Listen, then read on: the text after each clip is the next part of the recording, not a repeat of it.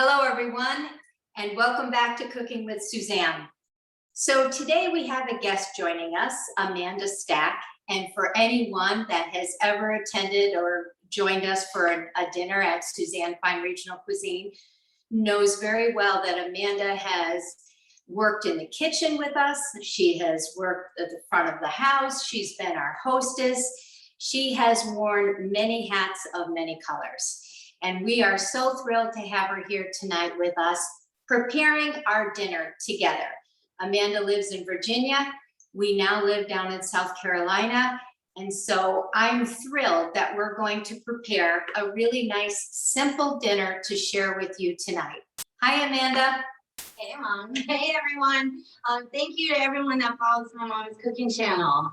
We were just talking a couple hours ago and, really wanted to have dinner together, wanted to make dinner together, but obviously with the pandemic and just being so far, we can't do that. So let's take advantage of Zoom and have a cook along, and you guys can just, join in and watch us.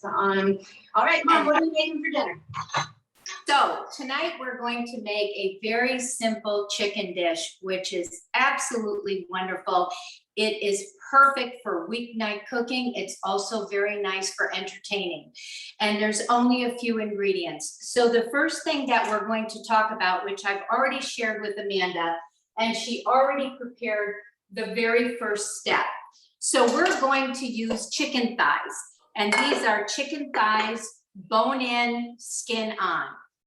Obviously, actually in the restaurant industry, the chefs used to always keep the chicken thighs because they were very, very flavorful, and they would serve the chicken breast to their guests. And these are super tasty. And there's only one thing that you need to do that you need to remember ahead of time is that you have to dry them out in the refrigerator overnight uncovered. And what does that do? The skin is nice and dry. Actually, it's almost translucent. Amanda, does your chicken almost look translucent, the skin? It looks so entirely different. So you just clean them up a little bit, get rid of any excess, skin that was on the thighs, and line your tray with paper towel and put them in your refrigerator, just like that. And that is what going to give us that very crispy skin. Overnight, right? Because I remember, did you say it was at least 8 hours? 8 hours, right. Yeah, because I was just thinking, right, like for people who are maybe trying to get like something for dinner ready before work or something, right? It's something like you could pop in the fridge, get ready, only takes like 5 minutes, get in the fridge before work or whatever you're going to do for the day, and then you could tackle it later. Just because I know for me, like anytime I see a recipe where it says like 24 hours in advance, I usually like kind of toss it aside because then I'm like, I'm not like I'm playing good enough. But yeah. So basically 8 hours, and you're absolutely right. And the whole purpose is to totally dry out the skin. It's almost literally translucent. I can actually see the flesh underneath the skin, which is what you're looking for. So we have here 8 of them, which would 2 per person, I think is very, very generous.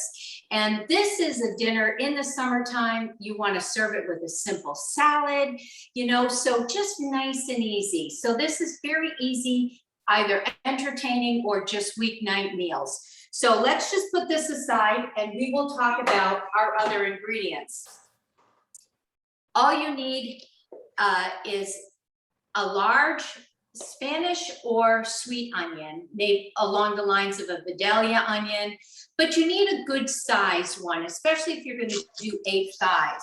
So I already sliced one because these are more medium than I think of a large. So I've peeled it, and all you need to do is cut it in half through the core and then remove your core. And all we're going to do is slice our onion a 1/4 inch thick, which is fairly thin. So just lie your onion flat on your board so you have a good flat surface, and just take your knife and you just want to slice it about a 1/4 inch thick, which takes you literally, and oh, by the way, if you did do this the night before. You could have your tray with your onions and your other ingredients also in the refrigerator, ready to go ahead of time too. So when you got home, all you would have to do is just get your oven preheated. And this is probably a good time to mention that you want to have your oven preheated at 500 degrees. This is going to cook super fast. High heat gives a beautiful skin. It's going to be delicious. So is your onion all sliced, Amanda? Yeah, I finished before you. Oh, very nice. I hope I did it a quarter of an inch. Yeah, good. I'm almost So ready to pull out a measuring tape. Great. So we have a lot of onions. I have probably more here than what I need, but I just wanted to make sure. Basically, you want to be able to make a nice bed of onions on your sheet pan. Oh, You know, those sheet pan dinners are very, very popular right now. And this, in essence, is a sheet pan dinner, except for the fact that it's basically, there aren't a number of vegetables on it. I did do a sheet pan dinner with chicken in our YouTube video, and it's with Brussels sprouts and lots of other vegetables, and you cook it at a lower temperature because you sear your chicken first. Here, we're not even searing it. It's going to go in the oven as is. So the other ingredients, if what's there's that? like one like that, should I? That looks good. You're just gonna break them apart. You know, you just wanna break it apart. So you're putting your onions on your sheet pan right now, correct? Yep, they're right on my sheet pan. Okay, so what you wanna do is, here's our sheet pan. You're going to take your onions and you're gonna put it in the center because you wanna create a bed for your chicken. All right. So here we go. I'm just going to put, so anywhere between, depending on the size of the onions, the ones I have here for 8 thighs are 2 medium. Oh, Mom, Onions. your camera went off. I don't You know know, what happened. so Amanda, someone is calling me and I don't know what to do about that. Oh, shoot. And Just of ignore course that. somebody- Reject the Oh. call. Hello. Okay, so as you can see, you see my bed of onions? And Your you bed have, is a lot bigger than mine, but all right. no, that's because I used 2 onions. And how many chicken thighs do you have? Oh, right. Yeah, only 4. You have only 4, but I have 8. So I'm going to need a little bit more onion than you. All right. Correct? Okay, so our next ingredient is 1 whole head of garlic, which we took all the cloves, we removed the cloves, and we took the skin off. So a nice, beautiful head of garlic like this, you get around 10 to 12 cloves. And these are a very nice size. If you take a look, I mean, these are beautiful. This is really nice, fresh garlic, and the size of them are nice and large. So I have about a dozen here. And I'm going to scatter the garlic cloves over the onions. And what's really nice is the cloves pretty much hold their shape, although they just melt and they're very tender. So if you don't really care for garlic like that, you can actually remove it, but it does add a wonderful flavor to the dish. So be sure. You keep the garlic cloves whole and you like actually serve it with the chicken, or is it like just to give it Exactly. flavor? Yes, you do. For people that really love garlic, they're going to love this. It doesn't caramelize, it doesn't get very dark. It just is very sweet and tender. But if you don't care for it, you'll be able to see it and you can certainly remove it. But this is beautiful and I think you'll love it. So far, all we have is an onion and about a dozen cloves of garlic. So I'm going to put my tray aside because the next step is to slice 1 large lemon. And this lemon I did wash, so it's important to always wash your lemons. And all you want to do is thinly slice your lemon. The flavor of chicken and lemon is just beautiful. And you're going to be amazed how well it penetrates the meat. You can really taste the lemon. So all I'm doing Word is, choice, Mom. what's that? It's a nice word choice. I like. Yeah, yeah. So you're just going to thinly slice your lemon. And you don't have to worry about removing the seeds. It's totally fine if they're in there. And all I did was just take off the ends. By the way, this is a beautiful knife that was given to me from one of our sous chefs, Tyler Bowers, and I absolutely love it. It was a going away gift once we closed the restaurant. So this is the knife I use almost every day in our kitchen here. And if any of the followers would like to see Tyler Bowers in the next cook along video with Suzanne, please leave a comment below.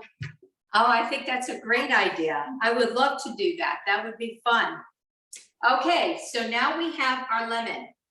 So, And sorry, all I'm one step behind you. I'm cutting it in half first, right? Before, No. Oh, no. You can, if you'd like to, because you don't have a flat surface. Oh, no. And if you cut it in half first, like you just mentioned, you'd have a flat surface and it's obviously a lot safer. But in this instance, I just cut it thinly whole, as you can see here. But you're certainly welcome to do that, Amanda. That would be totally fine. Yeah. And it's definitely if you don't have safer. a good sharp knife, then it's like you're just looking for an accident. Yes, exactly. If your knives are not sharp and you are concerned, you definitely would want to do, as you had mentioned, to cut it in half first and be able to have a nice flat surface, which is really important. Okay, so I'm going to just show you, hopefully you can see this. Can you see this in the, you have all the nice lemon slices and all the lemon slices there. Yeah. Nice. Okay, so basically your onions and your garlic are completely covered with lemon slices. So if they're not, because the size of your lemon, you would want to maybe have another lemon available so that you make sure that it's completely covered like this. And then the last two ingredients are fresh herbs. So wait, for mine, you would recommend putting another lemon maybe? I think you could put a couple of more slices. Okay. Although you're going to mound your onions a little closer together because you're going to want that nice and compact. So I think you're okay. Right. Yeah, you're going to actually kind of just kind of push it all together a little bit because you're going to put your thighs nice and close together as well. Right. So I think you'll be good. So now we have some fresh herbs from our garden. And I believe, Amanda, you have some from your garden as well, don't you? I got the thyme. Unfortunately, I had to buy some rosemary because Okay. I've been All right, using that's all fine. my rosemary to help my hair grow. Apparently, Oh. according to TikTok, rosemary water helps your hair grow. So, Oh, okay, there you go. Well, we have some beautiful herbs here, and rosemary and thyme are just beautiful together and just wonderful with this chicken dish. So I would say you want to do more of the thyme and less of the rosemary. So I'm going to use about 4 sprigs of this beautiful rosemary, and the rest about anywhere from 10 to 15 sprigs of your thyme. And you're just going to lie it right over the top of all of your lemon. So you have this beautiful bed that you're going to put your chicken thighs on top. So if you weren't actually talking and doing a video, you could do this in less than 5 minutes. yeah, totally. Okay. And I usually come around, but I don't think that I can do that here. So I'm just going to kind of lean my tray forward so everybody can see I have this beautiful bed of fresh herbs. Yes, that's it. That looks great. Yeah, that's what you want. Okay, I'm just going to put that aside because it is very, very, very important that you season your chicken thighs on both sides So what I'll do, actually, I think I can just do it right from the tray that it's on. So what you want to do is turn your chicken thighs over. So we're going to do the meat side up first, and then we will do the skin side. So turn them over. Just wipe my hands. And you want to season this with kosher salt fairly liberally. So, you know, I call it showering. So you want to season high, not low. And you want to take your kosher salt and you can actually watch it just shower over the chicken thighs. And if you season high like that, you can actually see that you're getting salt on all of the meat. All right. Okay, and then once you're done with that, you want to add a seasoning, and the seasoning is your pepper. So you can put your pepper on next, and then you will turn it over and do the same exact thing. And I think it's important for everyone to know that the tray that we put all of our ingredients on, I did not grease, I did not put anything down on it. So the juice, what's that? We're not going to? No, absolutely not. It's amazing, but just the little bit of fat that's in chicken thighs and the juices is all that you're going to need. So now just turn them over. And you're going to do the same thing on the skin side. So for anybody that is, you know, health conscious and really wants to prepare something that's very low in not having any butter, not even any extra fat other than the fat that's in the thigh. That's all that you're getting here. I love how you say for anyone who is health conscious, like that's not including these two people right here. Yeah, that's out there who's worried about their butter intake. Exactly. Okay, now when you place your thighs on your bed, you want to put them nice and closely together. They don't need to be touching, but you do want to put your thighs nice and close together on this beautiful bed that we prepared. Okay. You know what? I was this close. Instead of getting the fresh lemon, I almost got, well, I have it, but I almost didn't. I think it was gonna be good enough. What is that? Lemon juice? Oh boy. Well, I'm glad that you bought a lemon. Okay. So you want to make sure that you have your chicken thighs sitting very, very much on all of your vegetables. You don't want it on your sheet pan without sitting on the vegetables. And also the meat and the fat from the meat is going to keep your onions. The onions almost melt. They literally are just melted onions. And so let me just tuck this under. If you have any onions on the outside after you've placed all of your chicken, just scooch it all together. Just scooch it in underneath your meat. If you have a lot of onions on the outside of your tray, they may caramelize or get very dark, but don't worry. What's underneath is nice and melted. So here you have it, right? How does yours look? I think similar. Yes, perfect. Mine aren't too close together. No, that you don't want them touching, but you do want them nice and close together because you don't want your onions to burn. Your onions are going to stay nice and safe underneath. There, beautiful. Okay, so now this is going to go in the center of your oven, preheated 500 degrees for 40 to 50 minutes. I would say more like 50 minutes for a large amount like this. Amanda, yours maybe it'll take less, but I would say generally it takes about 50 minutes, okay? So one other thing to keep in mind is that we're going to add a few potatoes, and if you look at the tray, there's room around the edge to put a few potatoes, which we will do halfway through. If we put the potatoes in now, the potatoes would overcook and they would burn. So we'll set our timer for 25 minutes and then we'll put our potatoes in. So let me get this in the oven and then we'll talk about potatoes, okay? All right, nice.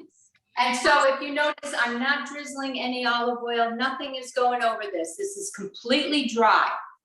And let's set a 25-minute timer.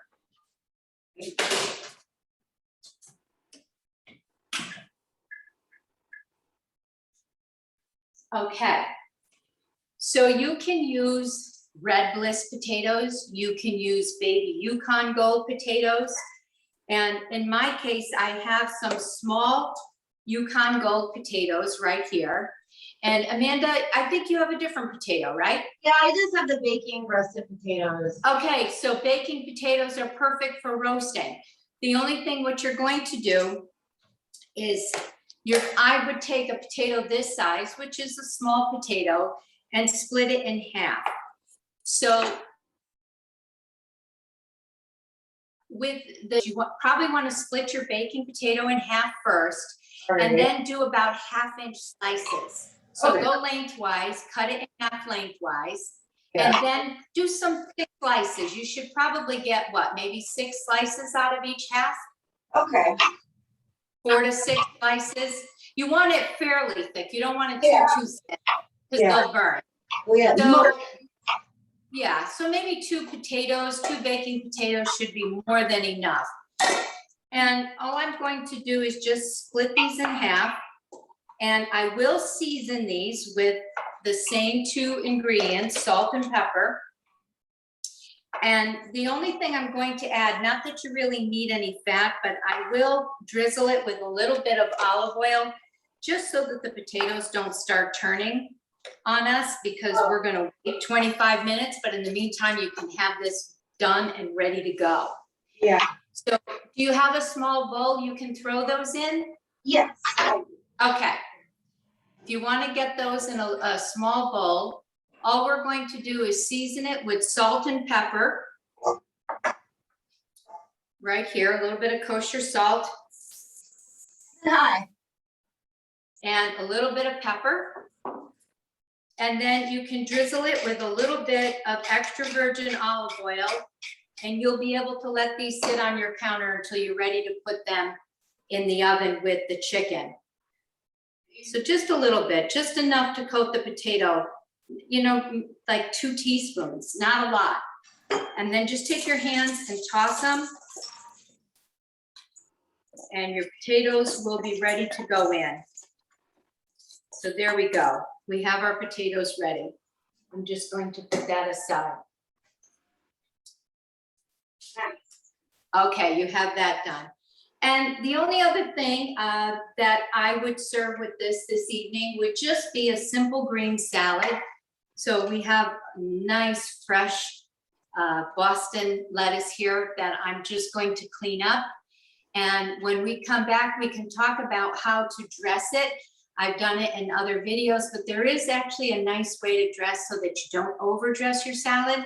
So that's what we'll have tonight. But Amanda had actually mentioned to me about possibly talking about other dishes that I have done on YouTube that would go really well with this chicken. And obviously, if you go into our salad category, you'll see that there is some very good salads. Also, in the fall, you could do the Brussels sprout salad. When the Brussels sprouts start coming out, there's some toasted walnuts and some sliced apple. That would go so well with this dish.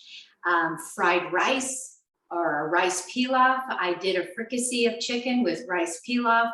The rice pilaf in the fall would also be very nice. A great tomato salad. Right now, the tomatoes are beautiful. And I had done the jambon wrapped chicken breast with the fontina cheese, and I served it with a tomato salad. Is there a video of that? Right, yeah, and There the is? tomatoes.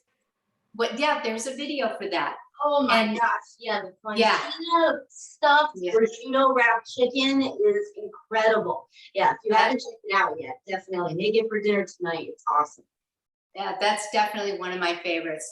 And we served it, I always serve it with a tomato salad that has some Kalamata olives and celery and parsley and red onion. And with the tomatoes being in season right now, it would also go really well. So if you did want to have friends over and you want to have a little small buffet, you could do some nice salads, and then the chicken can be all set, ready for you to throw in the oven, and you're all done. A nice loaf of bread, and you're good to go. So, and Amanda, do you have any questions? What do you think about the simplicity of the dish? How simple, and how long do you think it would honestly take you? 5 minutes? Yeah, no, I mean, if we weren't doing a video, what, that would, yeah, 5-10 minutes max, right? So throw it in the oven, and then, yeah, whatever you having a salad is perfect. I love it. Right. The only thing was just to let anyone know I had one little road bump because I pulled out some chicken thighs I had in the freezer. And I didn't even realize that they didn't have the bone and they were skinless. So I eventually I couldn't use it for this, but my mom gave me a really great recipe for fried chicken to make, which came out awesome. So if you made the same mistake that I did and you're doing this recipe and you realize you have the skinless thighs, then send my mom a message and she'll send you the recipe for the rest. Yeah, that is really nice. And buttermilk, when you use buttermilk as a brine for chicken, it's just so good. And you could not use, in this particular dish, you really could not use a boneless, skinless chicken thigh or even a chicken breast, because it would totally dry out. And the skin is what protects it. So that is important in order to do this particular one. You would want it with the bone, with the skin on. So I think we're gonna, in about 25 minutes, we will put the potatoes around the tray, and I will put them flesh side down so they can get nice and crispy. And then when we come back, we'll show you the chicken and then a very simple way of plating. Amanda, I thought you were going to ask, when Mom said, do you have any questions? I thought you were going to say, geez, Mom, what should I pair with this from a beverage standpoint? Yes, some that people- was my follow-up question. Right, it was a follow-up, right? I didn't give you a chance. Some people would say scotch, but that's not right, right? What people? Uh, What people? What's that? What people would say? The people looking at my shirt. Those people. But you know, chicken is great. It's very diverse, so it goes with a lot of different wines. You could pair it with a rosé. You could pair it with, obviously, you know, white wine equals chicken. A lot of people say. So I pulled out a French wine, a French Chardonnay, a Louis Latour, to name drop. And it is, it's very smooth. It's very, It has a little lemon in it. it's got a little lemon in it. It's got a little bit of oak in it. But I think it'll go very nice with the herbs and just bring the dish to a higher level. That's And that's always a good thing, right? Definitely bring it to that next level. Level up. Level up. So Amanda, I know that you would maybe prefer an ice cold beverage like a beer. What beer would you recommend to go with this chicken? Oh, I'm trying to think of something else, but I don't know. What's that Wagner beer, Zach, that I love so much? Is it the amber? Lager? No, Amber they're lager? the Hefeweizen, Wagner Valley Brewing. Hefeweizen, yeah. Area, they have their Hefeweizen was always my favorite. Yeah. You know, it's funny because I thought you were going to say a wheat beer, and I do think a wheat beer, you know, has some body. It's not overly strong like an IPA, you know, that would, you know, kill the chicken. But you know, I think it'd be very nice. Nice compliment. Yeah. So That I'm was my just, recommendation. I'm just curious, can you smell your chicken? I can already smell ours. Yeah, for sure. Can you smell, when it's at 500 degrees like that, it really, you can start to smell the aromas really start coming through really Want me to quickly. give them a peek of mine? No, you don't need a peek yet. So we'll So we're gonna check back with you. So in about another 15 minutes, we're going to put the potatoes around the tray, All and right. then we'll set it for another 15 minutes. The only thing that I should tell you is obviously everyone's ovens are different. I did make this dish with a convection bake that I do have on my oven, and it worked fabulously. Of course, you have to lower the temperature. You can't cook it at 500 degrees on a convection. So if you want to try with convection, it's great. You might want to drop it to 450 if you're going to do that. And everyone's oven is different. So what you're looking for is a very deep golden, and when you touch the skin, it should be so crispy as if you had put it in a pot of hot oil and you fried it. And So we're that's not what, turning it, right? what's that? We're not turning it, right? No, you don't touch it. All right, There cool. is nothing you need to do other than add some potatoes just to give you a full, complete meal. You know, that's all. And like I said, even just a simple salad. Okay, so we'll see you back here, right? We'll check back in. Are we checking back in to throw in the potatoes or when everything is spinning? I missed what you said. Are we checking back in after the potatoes or when everything is finished? I think we'll wait until it's finished. We can just throw the potatoes in about, another 15 minutes or so, and then hopefully, All right. and just use a paring knife just to check your potatoes to make sure they're done, and you should be good to go. All right, we'll see you back here when dinner is ready. Okay.